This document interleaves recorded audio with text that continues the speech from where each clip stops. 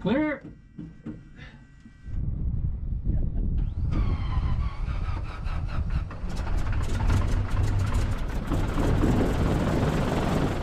We just met each other at the airport. Ron happened to be visiting one day and struck up a conversation and ended up inviting him over to see the harbor. Well, this happened right out of the blue, and I was pretty excited because I just met Brock last Saturday, and he asked me if I wanted to go for a ride, and I said, yeah, so. Yeah, it was both of us just talking. I don't know who's more excited, me or Ron.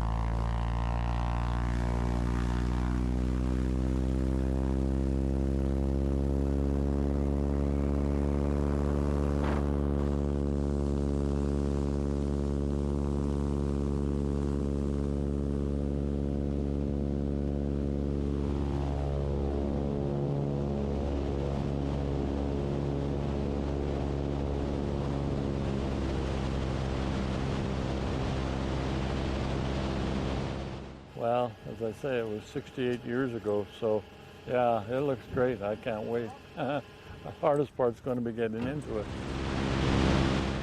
Well, the amazing thing about Ron, at 91 years old, is he still remembers the power settings that he would use for takeoff, climb, cruise, aerobatics. He remembers that from 70 years ago. I was just amazed that his mind is so sharp and he remembers all that stuff. And then we talked a little bit about Ron's going to fly some of the maneuvers, and we talked a little bit about the stick position and rudder position and so on, and he remembers all that stuff.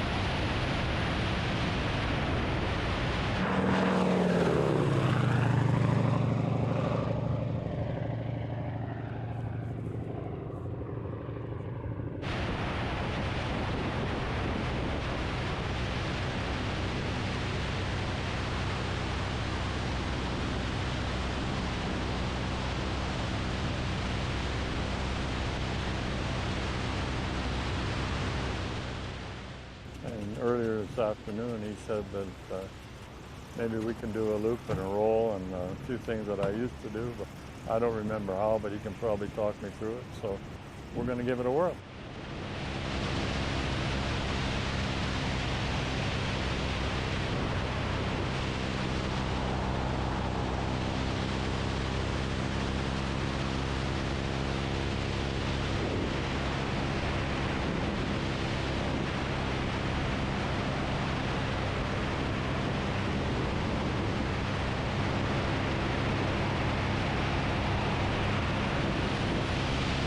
Well, people like Ron, are a connection with history. And so not only do you have the plane, the connection with the airplane was manufactured in 1952 in Fort William, which is now called Thunder Bay. But now here's a real live person that used to fly these planes and was training in the Air Force, walking around and talking to us. And it's just an amazing opportunity for me and a lot of the other people here at the airport. They used these as basic trainers during the war, actually.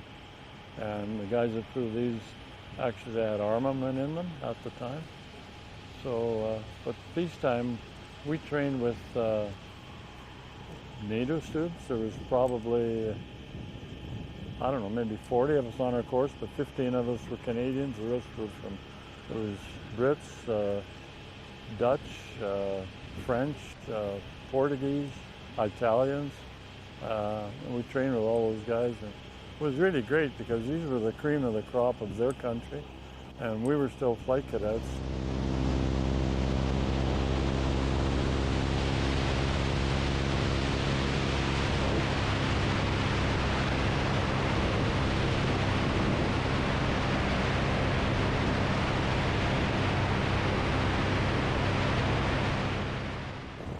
think Brock probably could testify that it's not the easiest plane in the world to fly, but once you know how to fly it, you can pretty well fly anything.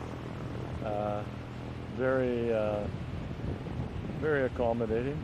I was just thinking last night, I was kind of excited, thinking things through and trying to remember all of what I remembered about it. But